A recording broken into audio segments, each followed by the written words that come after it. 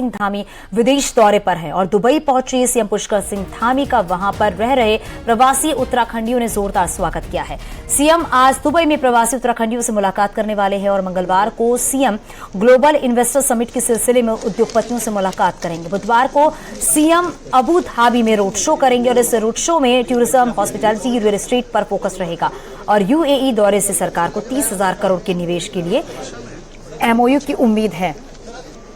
CM अलग अलग क्षेत्र के कारोबारियों को ग्लोबल इन्वेस्टर समिट के लिए आमंत्रित करेंगे। आपको बताते चले, देहरादून में दिसंबर में होने वाले इस ग्लोबल इन्वेस्टर समिट के जरिए सरकार ने प्रदेश में 2.5 लाख करोड़ के निवेश का लक्ष्य रखा है। सीएम के साथ शिक्षा और स्वास्थ्य मंत्री धन सिंह रावत भी विदेश दौरे पर गए हैं।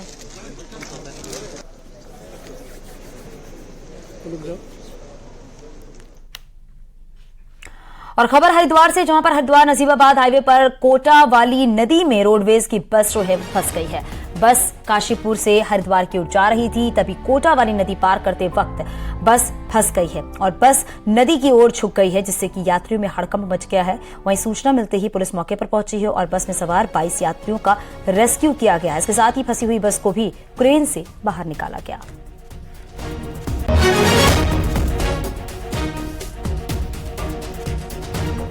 तस्वीरें आप देख रहे हैं, एक्सक्लूसिव तस्वीर। श्यामपुर थाना क्षेत्र का यह पूरा मामला सामने आया है, जहां पर कोटा वाली नदी में बस फंसी है और अफरा तफरी यात्रियों में मच गई। जैसे तैसे लोगों को बाहर निकाला गया। उत्तराखंड परिवहन की ये बस बताई जा रही है।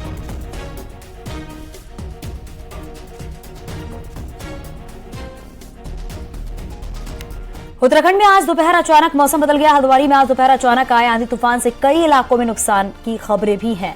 यहां काठ गोदाम और वन भूलपुरा इलाके में 2 झोपड़ियों के ऊपर पेड़ गिर गए, जिसमें कि 3 लोग घायल हो गए हैं। यही नहीं, हल्द्वानी नैनीताल रोड पर 2 गांव के पास नेशनल हाईवे पर भी एक विशालकाय पेड़ गिर गया है, जिससे कि हाईवे पर ट्रैफिक ठप हो गया।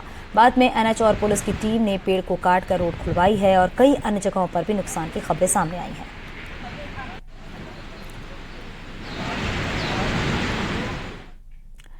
नैनीताल में भी अचानक मौसम बदला है और यहां दिन के समय तेज आंधी तूफान के साथ बारिश हुई है। वहीं नैनी झील में भी तेज हवाओं का असर दिखाई दिया है। तस्वीरों में आप साफ देख सकते हैं कि कैसे तेज हवा और बारिश की वजह से नैनी झील का पानी उछाल मार रहा है।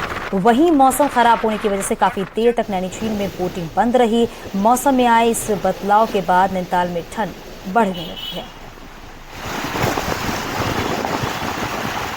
नैनीताल में एक बार फिर मौसम बदला है और ये देख सकते हैं कि माल रोड है, किस तरह से लगातार जो बारिश है वो हो रही है दिन के वक्त। और जो नैनी झील है उसमें किस तरह से जो देख सकते हैं कि किस तरह से जो पानी है वो हवा के वेग के साथ किस तरह से वो पूरी तरीके से उछाल मार रहा है। ये लग रहा है कि जिस तरह से समुद्र में उछाल आता है उस तरीके से जो पानी है वो उछाल मार रहा है। ये देख सकते हैं कि किस तरह से ये पानी किस तरह से जो तेजी प्रेशर है वो नीचे को लगाए हुए है। और जो मल्लीताल वाला इलाका है वो देख सकते हैं एहतियातन इस नैनी झील में इस वक्त बोटिंग को बंद किया गया है। हालांकि जिस तरह से मौसम बदला है उसके बाद जो नैनी झील है उस पर खास तौर पर इसका असर देखने को मिला है। वीरेंद्र बिष्ट, न्यूज 18 नैनीताल। पहाड़ पर आंधी और बारिश के साथ बर्फबारी भी हुई है। केदारनाथ धाम में बर्फबारी हुई है। पूरी केदारपुरी में चारों तरफ बर्फ ही बर्फ नजर आ रहा है। वहीं बर्फबारी के बाद केदारनाथ में ठंड पहले से और ज्यादा बढ़ गई है, लेकिन श्रद्धालु लगातार धाम का रुख कर रहे हैं। वहीं प्रशासन ने केदारनाथ आने वाले श्रद्धालुओं के लिए एडवाइजरी जारी कर दी है और यात्रा में गर्म कपड़े के साथ लाने की बात भी कही है, क्योंकि अगले कुछ दिन मौसम खराब रहने के आसार है। अत्यधिक बर्फबारी होने के कारण सभी अपने साथ अपने गर्म कपड़े, रेनकोट व अपनी जरूरी।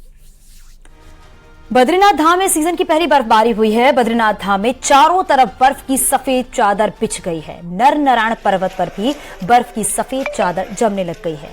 शीतकाल की पहली बर्फबारी के बाद बद्रीनाथ धाम में कड़ाके की ठंड पड़ रही है। यही आपको बताते चले कि यात्री अलाव का सहारा भी ले रहे हैं। तो वहीं चमोली के तमाम ऊंचाई वाले इलाकों में भी सीजन की पहली बर्फबारी हुई है। वहीं प्रशासन ने तीर्थ यात्रियों से अपील की है कि वो यात्रा में गर्म कपड़े लेकर आए। भी हो गया, काफ़ी अच्छा भी लग रहा है देखने में। तो एक्सपेक्ट नहीं किया था कि इतनी जल्दी अक्टूबर के महीने में यहाँ पे बर्फ़ पड़ेगी, तो काफ़ी अच्छा लग रहा है। यहाँ पे मौसम खूब काफ़ी बढ़िया है। ऊपर आ रहे थे तो बारिश हो रही थी, पर ऊपर आते आते ठीक ठाक बर्फ़ पड़ गई है। ठंडा भी काफ़ी हो रहा है यहाँ पे और अच्छा लग रहा है। उत्तरकाशी में मौसम बदलते ही यमुनोत्री धाम में जमकर बर्फबारी हुई है। तस्वीर में आप देख सकते हैं कि पूरा धाम बर्फ की सफेद चादर से ढका हुआ है। हालांकि बर्फबारी के बाद ठंड बढ़ चुकी है, लेकिन श्रद्धालुओं के उत्साह में भी कोई कमी नहीं है और श्रद्धालु भी बर्फबारी का लुत्फ उठा रहे हैं। आप जैसे कि देख रहे हैं, चार धाम का पहला धाम यमुनोत्री धाम, आज बर्फबारी का भव्य दिव्य सुंदर नज़ारा। यहाँ पर देश प्रदेश से जो श्रद्धालु आ रखे हैं, बर्फबारी का लुत्फ ले रहे हैं, आनंद ले रहे हैं। पिथौरागढ़ में मौसम के मिजाज बीते 2 दिनों में खासा बदल गए हैं। यहाँ पर व्यास और दारमा घाटी के 14 गांव पूरी तरह से बर्फ की सफेद चादर में लिपट गए हैं। दारमा घाटी के ज्योलिंग कांग में भी जमकर बर्फबारी हुई है। ऊंचे इलाकों में बर्फबारी होने के साथ ही निचले क्षेत्रों में बारिश भी हुई है, जिसके कारण तापमान बहुत तेजी से गिरा है। पिथौरागढ़ के ऊंचाई वाले इलाकों में बीते रोज भी जमकर बर्फबारी हुई है।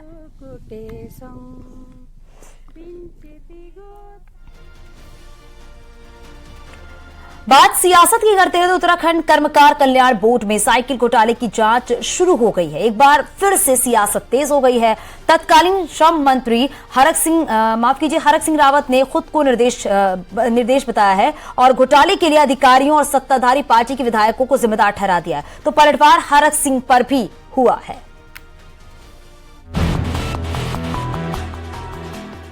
त्रिवेंद्र रावत सरकार में श्रम मंत्री रहे हरक सिंह रावत के कार्यकाल में साल 2017 से 21 के बीच कर्मकार कल्याण बोर्ड में 20 करोड़ की साइकिलें खरीदी गई। आरोप है कि इन साइकिलों को बांटने में भारी गड़बड़ी की गई। रजिस्टर्ड श्रमिकों के बजाय बड़े पैमाने पर गैर श्रमिकों को साइकिलें बांट दी गई और इसी महीने सरकार ने इस मामले से जुड़ी एक फाइल एक बार फिर से खोल दी है। हरक सिंह तब बीजेपी में थे, लेकिन आज कांग्रेस नेता हैं। हरक सिंह पूरे मामले में खुद को पाक साफ बता रहे हैं। उनका कहना है कि साइकिल बांटने में जो गड़बड़ी हुई उसके लिए अधिकारी जिम्मेदार हैं या फिर बीजेपी के वो विधायक जिनकी विधानसभा में ये साइकिलें बांटी गई। माना गणेश जी से ये कैंप लगा रहे, माना तो ये हो सकता है कि कुछ ऐसे लोगों को सामान दे दिया गया हो जो उसके लिए अधिकृत नहीं है, या विनोद चमोली जी ने लगाया माना कैंप, या हरवंश कपूर जी ने उस समय लगाया कैंप, या किसी ने भी कैंप लगाया, ठीक है ना। हो सकता है उनके द्वारा कोई वाजिब जो डोयला में लगे कैंप, और हो सकता है वाजिब कहीं हरवंश कपूर क्षेत्र में तो शुरुआती हमने त्रिवेंद्र रावत से, माननीय मुख्यमंत्री उस समय के मुख्यमंत्री त्रिवेंद्र रावत से करवाई। हरक सिंह जिन नेताओं का नाम ले रहे हैं उनमें पूर्व मुख्यमंत्री त्रिवेंद्र रावत समेत कई विधायक और मंत्री शामिल हैं। इधर बीजेपी विधायकों का कहना है कि सरकार की योजना में शामिल होना उनका दायित्व है, लेकिन योजना सही ढंग से चलाना मंत्री की जिम्मेदारी है। विधायक विनोद चमोली ने सरकार से मांग कर दी कि इसकी जांच का दायरा बढ़ाया जाना चाहिए, क्योंकि सिर्फ बांटने में घोटाला नहीं हुआ, खरीद और श्रमिकों के रजिस्ट्रेशन में भी घोटाले का आरोप लगाया है। सरकार का कोई भी कार्यक्रम चल रहा है तो विधायक को खड़ा होना होगा, लेकिन वो कार्यक्रम ठीक चल रहा है नहीं चल रहा है तो सिस्टम का काम है, जिसको जिम्मेदारी दी गई उसका काम है। मात्र वितरण में गड़बड़ नहीं हुई है, इसकी खरीद में घोटाला है, बता रहा हूं मैं आपको, वितरण में घोटाला है, पंजीकरण में घोटाला है। ये पूरा का पूरा जो मसला है ये बहुत बड़ा घोटाला है और जांच के बिंदु स्पष्ट होने चाहिए, दायरा बढ़ना चाहिए। मेरा ये मामला साइकिल घोटाले में विधायकों का नाम लेकर हरक सिंह चौतरफा गिर गए। मामले की पूरी जांच हुई तो कई अफसरों से लेकर खुद हरक सिंह और कई बड़े नाम लपेटे में आ सकते हैं। न्यूज़ 18 के लिए देहरादून से सुनील नवप्रभात की रिपोर्ट। साइकिल खरीद के इस मामले में ट्विस्ट अभी भी बाकी है। 20 करोड़ की लागत से खरीदी गई इन साइकिलों पर खजान दास का कहना है उनके पास आज भी 500 साइकिलें पड़ी हुई हैं जिनको बांटा नहीं जा सका। यानी कि इस तरह जगह जगह हजारों साइकिलें अभी भी डंप पड़ी हुई हैं जिनका कोई हिसाब किताब नहीं है। अब मैं कहना चाहूंगा कि मैंने भी कुछ सामान बांटा है और मेरे पास बाकायदा सूची है और जो विधिवत कर्मकार बोर्ड ने हमको उपलब्ध करवाई थी, और आज भी मेरे पास सामान पड़ा हुआ है। तकरीबन 500 साइकिलें और 500 सिलाई मशीनें के लगभग मेरे पास अभी है। उस समय आदर्श आचार संहिता लग गई थी, चुनाव होना था, इसलिए उसको समय नहीं बांट पाए।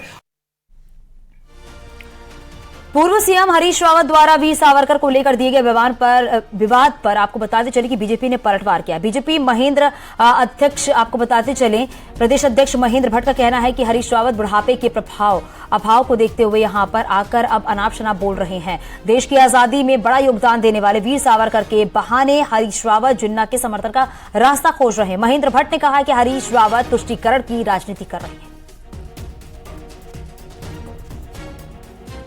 रावत जी अब धीरे धीरे बुढ़ापे के एक प्रकार से प्रभाव में आ गए हैं और वीर सावरकर जैसे जो राष्ट्रवादी मैं कहूँगा संत उनको मैं कह सकता हूँ होते हैं और हम सब लोग जानते हैं कि देश की आज़ादी में वीर सावरकर का जो योगदान था। अब जिन्ना का समर्थन किस प्रकार से किया जाए इसका हथियार हरीश रावत जी ढूंढ रहे हैं और जैसे पिछली बार पूरे उत्तराखंड के अंदर उन्होंने मुस्लिम यूनिवर्सिटी की बात की है, आज जिन्ना का गुणगान करने का एक नया रास्ता ढूंढ रहे हैं। आपको सुनाते हैं कि पूर्व सीएम हरीश रावत ने क्या विवादित बयान दिया था। इस देश के अंदर दो देश की बात, मुसलमानों के लिए अलग देश की बात सबसे पहले सावरकर जी ने कही और सावरकर को भाजपा अपना इष्ट मानती है। सावरकर से इस बात को पाकिस्तान शब्द को जो है मोहम्मद अली जिन्ना ने लिया था। तो जो मोहम्मद अली जिन्ना थे वो सावरकर के मानस पुत्र थे भारत के विभाजन। और चलिए नजर डालते हैं पहाड़ की 10 बड़ी खबरों पर भी। अल्मोड़ा में राजकीय शिक्षक संघ ने अपनी 33 सूत्री मांगों को लेकर मोर्चा खोल दिया है। आज मुख्य शिक्षा ऑफिस में शिक्षकों में धरना दिया और जमकर नारेबाजी की। चमोली में मानसून की बरसात के बाद बद्रीनाथ नेशनल हाईवे पर सड़क को डबल लाइन बनाने का काम युद्ध स्तर पर किया जा रहा है। कोटद्वार के लाल पानी में स्नेह इलाके के लोगों को राहत मिली है। गाड़ी घाट इलाके के 2 पुल महीने बाद खोल दिया गया है, लेकिन अभी भी गाड़ियों की आवाजाही बंद है। अल्मोड़ा में होटल मैनेजमेंट कॉलेज के बच्चों ने फैकल्टी की मांग को लेकर आंदोलन शुरू कर दिया है। होटल मैनेजमेंट संस्थान के मुख्य गेट पर तालाबंदी की। बागेश्वर की कपकोट में पुलिस ने 11 किलो 778 ग्राम चरस के साथ एक तस्कर को गिरफ्तार किया। आरोपी पिथौरागढ़ जिले का रहने वाला बताया जा रहा है। चमोली में 3000 से 4000 फीट की ऊंचाई पर बर्फबारी हो रही है। सभी चोटियां जो है बर्फ की सभी चादर से ढकी हुई हैं।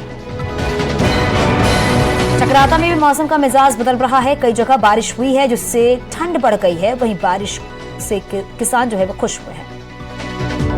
रुद्रप्रयाग जिले में मौसम ने करवट बदली है और कई जगह बारिश से ठंड में इजाफा हुआ है। ऊंचाई और पहाड़ियों पर भी बर्फबारी हुई है। अल्मोड़ा में अचानक मौसम का मिजाज बदल गया है और झमाझम बारिश हुई है। वहीं बारिश से ठंड में इजाफा हो गया है। हल्द्वानी में सोमवार दोपहर मौसम ने अचानक करवट बदल ली है और यहां दोपहर में ही रात हो गई है। जबरदस्त आंधी तूफान शुरू हो गया है, जिसके कारण कई जगह बिजली की लाइन टूट गई है और पेड़ सड़क पर गिर गया।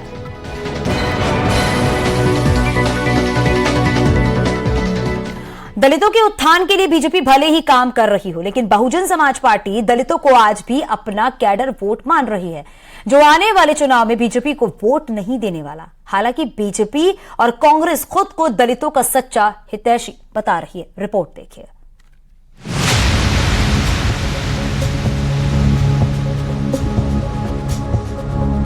उत्तर प्रदेश में दलितों को साध कर सत्ता में रही बहुजन समाज पार्टी के उत्तराखंड में 2 विधायक हैं। हरिद्वार से ताल्लुक रखने वाले दोनों विधायक मुस्लिम हैं, लेकिन विधायक शहजाद का दावा है कि इस बार दलित बीजेपी के साथ नहीं जाने वाले और ये वोट इस बार बहन मायावती की पार्टी को मिलेगा। बीएसपी को लगता है कि उत्तर प्रदेश की सीमा से सटे जिलों में इसका असर दिखेगा।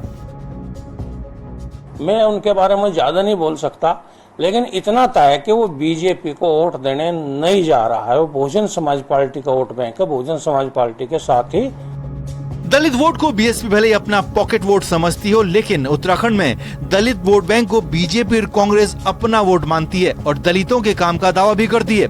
वहीं खास बात यह भी है कि 2022 विधानसभा चुनाव में पहाड़ की रिजर्व सीटों पर बीजेपी विधायक जीते तो मैदान में कांग्रेस के विधायक जीते। चाहे आपका दलित हो, शोषित हो, वंचित हो, किसी भी जाति धर्म का व्यक्ति हो, हर आदमी को मौका मिल रहा है। जितनी भी योजनाएं हैं ये कोई व्यक्ति विशेष के लिए नहीं, पूरे सर्व समाज के लिए बनाएंगे। तो आने वाला समय, आज इन जो विपक्षी टीम है जो इन्होंने प्रोपेगेंडा बनाया, दलित वोट हमेशा से कांग्रेस का रहा है। कांग्रेस ने ही उनके लोक कल्याणकारी जितने भी अभी तक सुविधाएं उनको मिली हैं वो सब कांग्रेस की देन है, और दलित वोट बहुत बड़ी संख्या में इस समय कांग्रेस के साथ है। और मुझे भरोसा है कि इंडिया के जो घटक होंगे वो निश्चित ही कांग्रेस के साथ खड़े होंगे। लोकसभा चुनाव में जीत के लिए हर पार्टी के लिए एक एक वोट जरूरी है। ऐसे में पहाड़ से लेकर मैदान तक बीजेपी, कांग्रेस के साथ बीएसपी की नजर दलित वोट बैंक पर है। पर इसका कितना फायदा उत्तराखंड में बीएसपी को मिल पाएगा, फिलहाल कह पाना मुश्किल है। देहरादून से न्यूज़ 18 के लिए दीपांकर भट्ट की रिपोर्ट।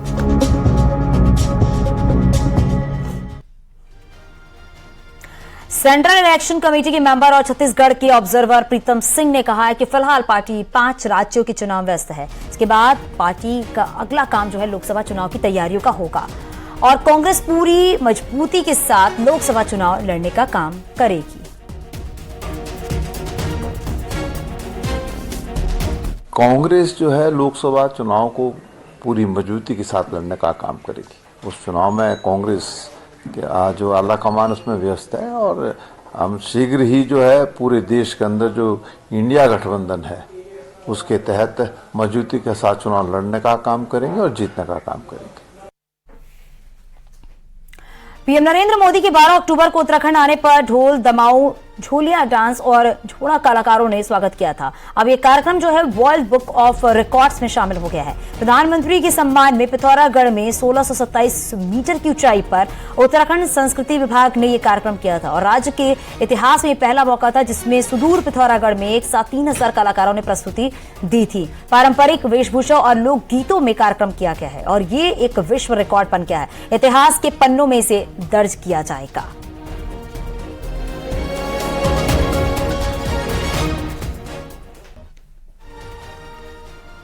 पीएम नरेंद्र मोदी के दौरे के बाद आदि कैलाश देश ही नहीं बल्कि दुनिया में स्थापित हो गया है। आलम यह है कि अब सदी के महानायक अमिताभ बच्चन ने भी आदि कैलाश की तारीफ में कसीदे पढ़े हैं।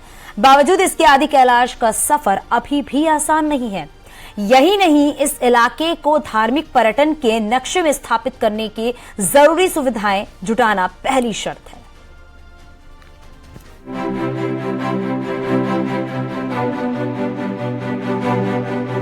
15,000 फीट की ऊंचाई पर बसे आदि कैलाश पहुंचकर पीएम नरेंद्र मोदी ने बॉर्डर के इलाके को एक नई पहचान दी है।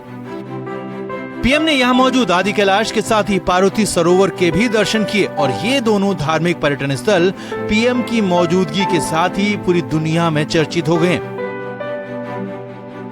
पीएम के दौरे के बाद बिग बी अमिताभ बच्चन ने भी आदि कैलाश को धार्मिक रहस्यों से भरपूर देवताओं वाला स्थान करार दिया, साथ ही इसे रोमांच और आध्यात्म से भरपूर भी बताया। तो ऐसे में तय है कि आदि कैलाश आने वाले दिनों में देश ही नहीं बल्कि दुनिया के सैलानियों की पहली पसंद बनने जा रहा है। लेकिन सुविधाओं को लेकर यहाँ अभी एक नहीं बल्कि दर्जनों सवाल बने हुए हैं। जब इतने ज़्यादा पर्यटक अगर यहाँ पे आने लगेंगे तो सरकार ने इस बारे में सोचना पड़ेगा कि यहाँ की यातायात व्यवस्था और वहाँ पे यात्रियों के रुकने के लिए कुछ अच्छे होम स्टे और बनाने के और व्यवस्थाओं को और अच्छा वो करना पड़ेगा वहाँ पे। आदि कैलाश के दर्शनों के लिए जोलिंगकोंग पहुंचना जरूरी है। जोलिंगकोंग के लिए रोड तो कट गई है, लेकिन इस रोड पर सफर करना अभी भी मौत को दावत देने से कम नहीं है। हालात ये कि धारचूला से लेकर गुंजी तक करीब 100 किलोमीटर के सफर में हर पल खतरा है और यही नहीं, सैलानियों के ठहरने के लिए यहाँ एक अदद होटल तक नहीं है। चाइना बॉर्डर के करीब का ये इलाका अभी भी बिजली, पानी और मोबाइल सेवा से कोसों दूर है। कुछ ऐसा ही हाल यहाँ हेल्थ सर्विस का भी है। इस इलाके में कहीं कोई प्राथमिक स्वास्थ्य केंद्र तक नहीं है। यहाँ पर आधारभूत सुविधाओं का भी तेजी से विकास हो रहा है। बीआरओ द्वारा वहाँ तक के लिए सड़क बनाई जा रही है और अभी जल्दी ही उसको हैंडओवर भी कर दिया जाएगा। इसके अतिरिक्त ये वाला एरिया स्वदेश दर्शन के अंतर्गत भी शामिल है। तो गुंजी में, चूंकि गुंजी से आदि कैलाश और ओम पर्वत दोनों के लिए रास्ता जाता है, तो उसके लिए एक मास्टर प्लान भी बनाया जा रहा है। वहाँ पे आवासीय सुविधाओं का भी विस्तार किया जाएगा। केंद्र और राज्य सरकार आदि कैलाश को मानसरोवर के विकल्प के रूप में पेश करने का प्लान कर रही है। लेकिन ये प्लान हकीकत में तभी तब्दील होगा जब यहाँ जरूरी सुविधाओं का ढांचा खड़ा हो पाएगा। ऐसे में उम्मीद की जानी चाहिए कि पीएम के दौरे के बाद इस इलाके को मुख्य धारा में लाने की कोशिशें तेजी से परवान चढ़ेंगी। न्यूज़ 18 के लिए पिथौरागढ़ से विजयवर्धन उप्रेती की रिपोर्ट।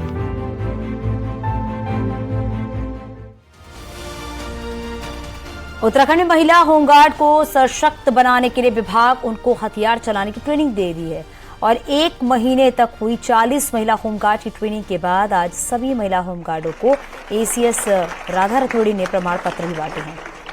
साथ ही राधा रतोड़ी का कहना है कि सुप्रीम हथियारबंद महिला होमगार्ड से जल्द सुरक्षा संबंधी एजेंसियों के साथ मिलकर काम में लिया जाएगा और आने वाले दिनों में सीएम के साथ मीटिंग की जाएगी, उसमें इसका प्रस्ताव भी रखा जाएगा।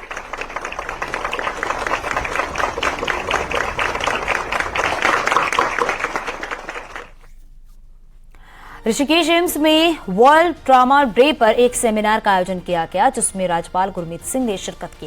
वहीं कार्यक्रम में ट्रॉमा के पेशेंट की सुरक्षा और इलाज पर एक्सपर्ट ने अपने विचार रखे। इस दौरान राज्यपाल ने ऋषिकेश एम्स को उत्तराखंड में हेल्थ सेक्टर के लिए मील का पत्थर बताया। तो कार्यक्रम में राज्यपाल भी शामिल हुए। इस वक्त की तस्वीरें आप देख रहे हैं और ऋषिकेश में एक कार्यक्रम किया गया। वर्ल्ड ट्रॉमा डे पर एक कार्यक्रम का आयोजन किया गया था।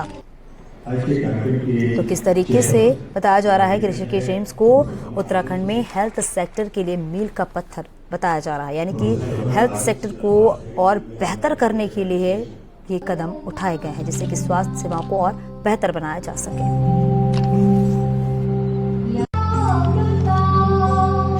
एम्स ऋषिकेश ने कुछ एक जो हाल ही के दिनों में जो एक पहल की है, इनिशिएटिव है, वो हमको हेल्थ सेक्टर में एक नए लेवल पर ले जाने वाला है।